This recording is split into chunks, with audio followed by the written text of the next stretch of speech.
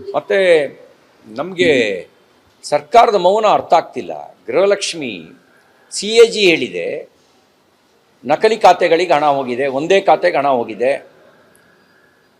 ಸತ್ತವ್ರ ಹೆಸರಿಗೆ ಹಣ ಹೋಗಿದೆ. ಇದು CAG ಹೇಳ್ತಾ ಇದೆ. ತನಿಖೆಗೆ ಯಾಕೆ SIT ಮಾಡ್ತಿಲ್ಲ?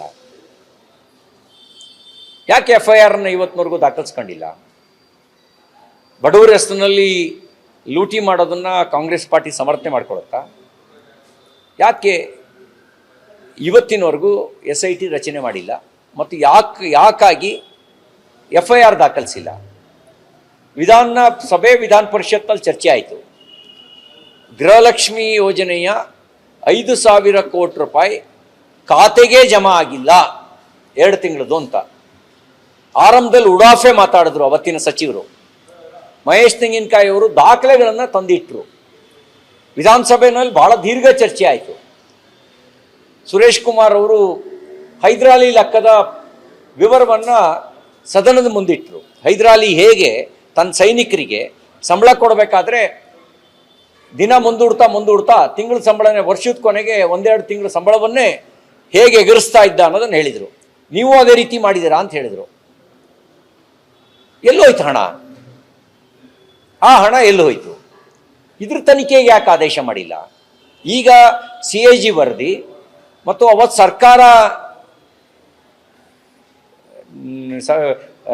ನಿರುತ್ತರವಾಗಿದ್ದನ್ನು ನೋಡಿದಾಗ ಯಾಕೋ ಒಂದು ದೊಡ್ಡ ಷಡ್ಯಂತ್ರನೇ ಮಾಡ್ದಂಗಿದೆ. ಬಡವರ ಹೆಸರಿನಲ್ಲೇ ಲೂಟಿ ಮಾಡಿರುವಂಥ ಸಾಧ್ಯತೆಗಳಿದ್ದಾವೆ. ಈಗ ED ಮತ್ತು CBI ವಾಲ್ಮೀಕಿ ಅಭಿವೃದ್ಧಿ ನಿಗಮದ ತನಿಖೆ ನಡೆಸ್ತಿರೋ ಸಂದರ್ಭದಲ್ಲಿ ಹೇಗೆ ಶೆಲ್ ಕಂಪನಿಗಳಿಗೆ, ಮುಂಬೈ ಬೇಸ್ಡ್ ಶೆಲ್ ಕಂಪನಿಗಳಿಗೆ ಹಣ ಟ್ರಾನ್ಸ್ಫರ್ ಮಾಡಿದ್ದಾರೆ ಅನ್ನೋದನ್ನು ವಿವರವಾಗಿ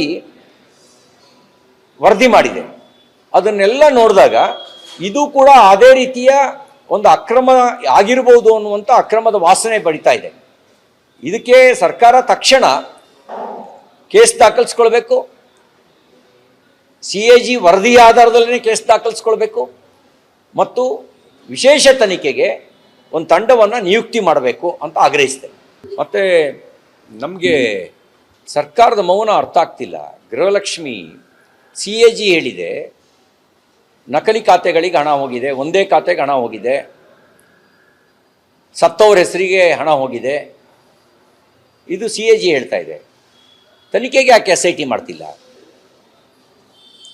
ಯಾಕೆ FIRನ ಇವತ್ತಿನವರೆಗೂ ದಾಖಲಿಸ್ಕೊಂಡಿಲ್ಲ?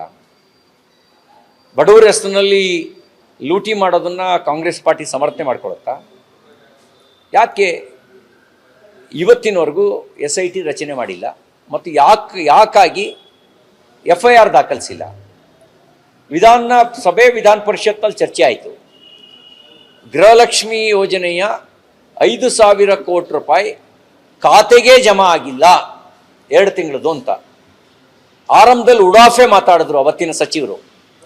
ಮಹೇಶ್ ತೆಂಗಿನಕಾಯಿ ಅವರು ದಾಖಲೆಗಳನ್ನು ತಂದಿಟ್ಟರು. ವಿಧಾನಸಭೆಯಲ್ಲಿ ಬಹಳ ದೀರ್ಘ ಚರ್ಚೆ ಆಯಿತು. ಸುರೇಶ್ ಕುಮಾರ್ ಅವರು ಹೈದರಾಲಿ ಲೆಕ್ಕದ ವಿವರವನ್ನು ಸದನದ ಮುಂದಿಟ್ಟರು. ಹೈದರಾಲಿ ಹೇಗೆ ತನ್ನ ಸೈನಿಕರಿಗೆ ಸಂಬಳ ಕೊಡಬೇಕಾದ್ರೆ ದಿನ ಮುಂದೂಡ್ತಾ ತಿಂಗಳ ಸಂಬಳನೇ ವರ್ಷದ ಕೊನೆಗೆ 1-2 ತಿಂಗಳ ಸಂಬಳವನ್ನೇ ಹೇಗೆ ಎಗರಿಸ್ತಾ ಇದ್ದ ಅನ್ನೋದನ್ನು ಹೇಳಿದರು. ನೀವು ಅದೇ ರೀತಿ ಮಾಡಿದ್ದೀರಾ ಅಂತ ಹೇಳಿದರು. ಎಲ್ಲೋಯ್ತು ಹಣ? ಆ ಹಣ ಎಲ್ಲೋಯ್ತು? ಇದ್ರ ತನಿಖೆಗೆ ಯಾಕೆ ಆದೇಶ ಮಾಡಿಲ್ಲ? ಈಗ CAG ವರದಿ ಮತ್ತು ಅವತ್ತು ಸರ್ಕಾರ ನಿರುತ್ತರವಾಗಿದ್ದನ್ನು ನೋಡಿದಾಗ ಯಾಕೋ ಒಂದು ದೊಡ್ಡ ಷಡ್ಯಂತ್ರನೇ ಮಾಡ್ದಂಗಿದೆ. ಬಡವರ ಹೆಸರಿನಲ್ಲೇ ಲೂಟಿ ಮಾಡಿರುವಂಥ ಸಾಧ್ಯತೆಗಳಿದ್ದಾವೆ. ಈಗ ED ಮತ್ತು CBI ವಾಲ್ಮೀಕಿ ಅಭಿವೃದ್ಧಿ ನಿಗಮದ ತನಿಖೆ ನಡೆಸ್ತಿರೋ ಸಂದರ್ಭದಲ್ಲಿ ಹೇಗೆ ಶೆಲ್ ಕಂಪನಿಗಳಿಗೆ, ಮುಂಬೈ ಬೇಸ್ಡ್ ಶೆಲ್ ಕಂಪನಿಗಳಿಗೆ ಹಣ ಟ್ರಾನ್ಸ್ಫರ್ ಮಾಡಿದ್ದಾರೆ ಅನ್ನೋದನ್ನು ವಿವರವಾಗಿ ವರದಿ ಮಾಡಿದೆ.